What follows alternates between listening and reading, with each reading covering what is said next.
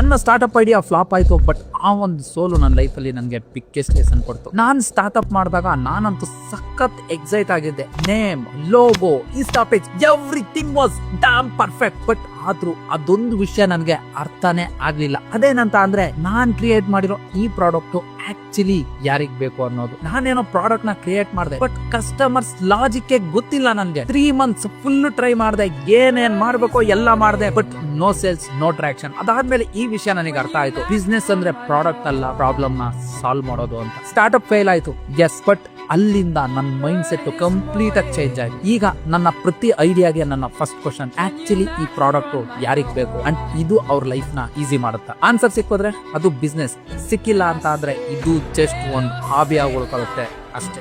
ನಿಮ್ಮ ಐಡಿಯಾನು ಫ್ಲಾಪ್ ಆಗಿದೆ ಅಂತ ಅಂದ್ರೆ ಡೋಂಟ್ ಕ್ವಿಟ್. ನಿಮ್ಮ ಲಾಜಿಕ್ ನ ಸರಿ ಮಾಡ್ಕೊಳ್ಳಿ, ನಿಮ್ಮನ್ನಲ್ಲ. ನಿಮ್ಮ ನೆಕ್ಸ್ಟ್ ಐಡಿಯಾ ಪಕ್ಕಾ ಹಿಟ್ ಆಗುತ್ತೆ. ಇವಾಗ ಈ ರೀಲ್ ನ ಸೇವ್ ಮಾಡ್ಕೊಳ್ಳಿ. ಅದ್ ಬಿಸ್ನೆಸ್ ಅಲ್ಲಿ ಫೇಲ್ ಆಗ್ತೀವಿ ಅನ್ನೋ ಆ ನೆಗೆಟಿವ್ ಮೈಂಡ್ ಸೆಟ್ ಇರೋ ನಿಮ್ ಫ್ರೆಂಡ್ ಗೆ ಈ ರೀಲ್ ನ ಶೇರ್ ಮಾಡಿ. ಅಂಡ್ ಇದೇ ತರ ವ್ಯಾಲ್ಯೂಯಬಲ್ ಕಂಟೆಂಟ್ಸ್ ನ ನೀವು ನೋಡ್ಬೇಕು ಅಂತ ಆದ್ರೆ ಮರಿದೆ ನಮ್ಮ ಪೇಜ್ ಫಾಲೋ ಮಾಡ್ಕೊಳ್ಳಿ. ಅಂಡ್ ಇನ್ನೊಂದು ವಿಷಯ, ನನ್ನ ಈ ಕಾಮರ್ಸ್ ಜರ್ನಿನ ನಾನು ಕಂಪ್ಲೀಟ್ ಒಂದು ಈ ಬುಕ್ ಆಗಿ ರೆಡಿ ಮಾಡ್ತಾ ಇದೀನಿ. ನಿಮ್ಗೆ ಅದ್ರ ನೀಡ್ ಇದೆ ಅಂತ ಅಂದ್ರೆ ಲಿಂಕ್ ಅಂತ ಕಮೆಂಟ್ ಮಾಡಿ, ನಾನು ನಿಮ್ಗೊಂದು ಫಾರ್ಮ್ ಕಳಿಸ್ಕೊಡ್ತೀನಿ. ನಿಮ್ ಎಲ್ಲಾರ್ಗೂ ಅದನ್ನ ರೀಚ್ ಮಾಡಿಸೋ ಪ್ರಯತ್ನ ನಾನ್ ಮಾಡ್ತೀನಿ. ಮತ್ತೆ ಸಿಗ್ತೀನಿ.